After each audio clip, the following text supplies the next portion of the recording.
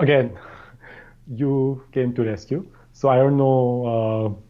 In one of your podcasts, you had mentioned that you look for best ballpoints for writing journals. So I just caught on to that.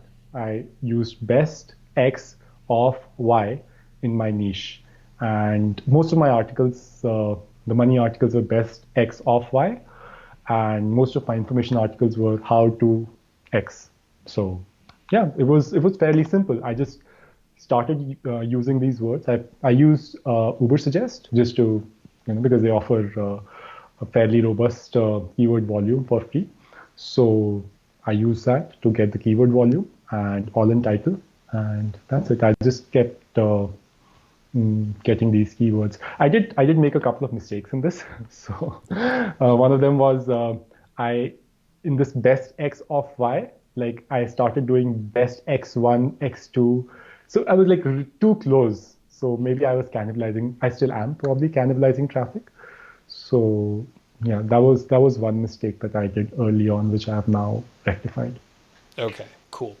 And then when you, so you hired writers to do all the content, it sounded like maybe you had some contacts that you knew could do some writing, but can you tell us about the process of finding the writers and then getting that published? I would say I was lucky in the sense that I'm a part of a group where I'm a recently new immigrant to Canada.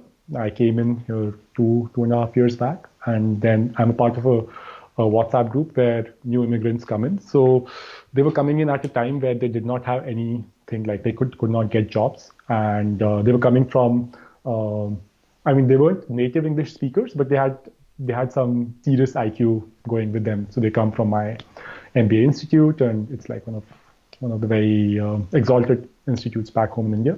So I just contacted them and I offered them a price that would kind of work for me financially and make sure that they also uh, earn a little bit. I wouldn't say minimum wage. It's definitely more than minimum wage, but it would take care of some part of their expenses. So that worked for me really. Awesome.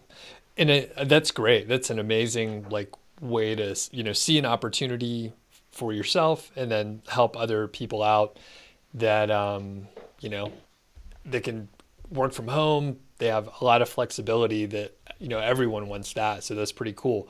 How many writers did you end up hiring and how many are working for you now? So I hired a total of, I think I went through about 10 of them. Now I have four or five working for me. One or two of them, like, things went well for them. They got jobs and, they kind of got busy. And then a few of them just were not cut out for it. So Gotcha. And how much content are you publishing per week or per month right now? So I'm doing about two articles a day. I can do two articles a day. Like I get two articles a day or a little more than two articles a day in my drafts. And then I take some time to, I'm the bottleneck here. I'm doing most of the editing myself. So I do the editing. And again, honestly speaking, I'm just doing very minimal editing and sending them out because I understood again from your podcast that it takes time for these articles to rank. So I plan to now go back to them once I have reached a certain number of articles and then do the editing on a more relaxed basis. Got it. Very cool. Sounds like you're not doing any link building currently. You're just really pumping out the content. Is that accurate? That would have been accurate a week back. And then, well, you sent Haro my way. So I heard the two Haro podcasts that you had. I think one was with Anthony, the other one was with Kyle. I listened to them a couple of times. I have evolved a process around that. We have made we have made now 5 or 6 submissions over the last 1 week. We've got one link so far, and I've got a couple of links for my other business. So Great. That's amazing. So you're batting about 20% on your affiliate site, and then can you share the success rate for your other business? I'm just curious, if it's panning oh, out that's even better. that's 80% because there I am.